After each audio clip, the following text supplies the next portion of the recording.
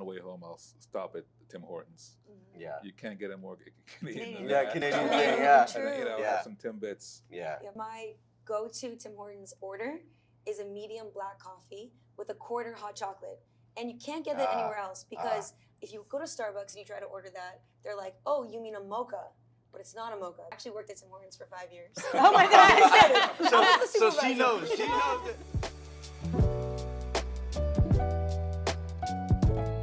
The movie is about a Jamaican Canadian family in Scarborough, and it's about love and the power of music.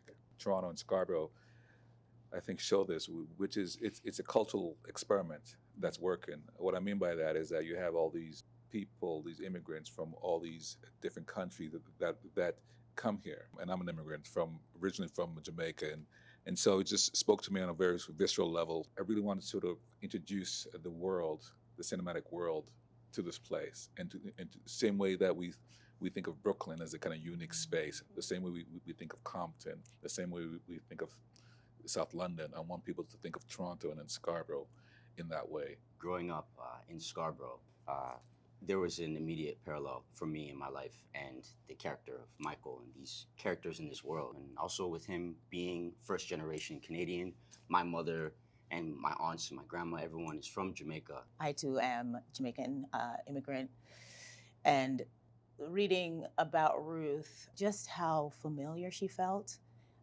sort of heartbreakingly familiar to like my mom and my aunts and even me, and how much of being a mother is equal parts love and fear. Being an actor, I've been blessed enough to leave the city that I grew up in and have returned from traveling different parts of the world and have an eagerness to share my experiences and shine a light in that way. And that's what Aisha's intentions are ultimately. A particular experience that is so nuanced and so beautifully complex with clarity. So for me, that was, a real honor and a privilege to be part of that.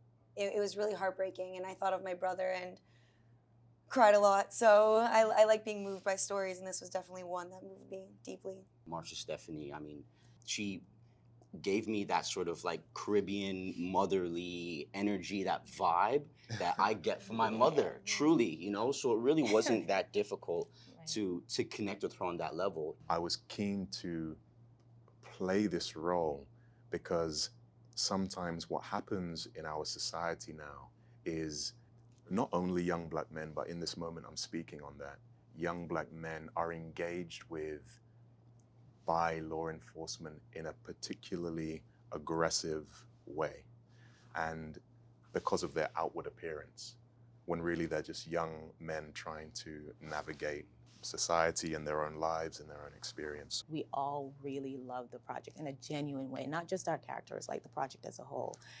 And you can see that in Clement right away. And that's like the first hurdle. You want to do something that you love with people who love it as much as you do. And so everything else was just easy.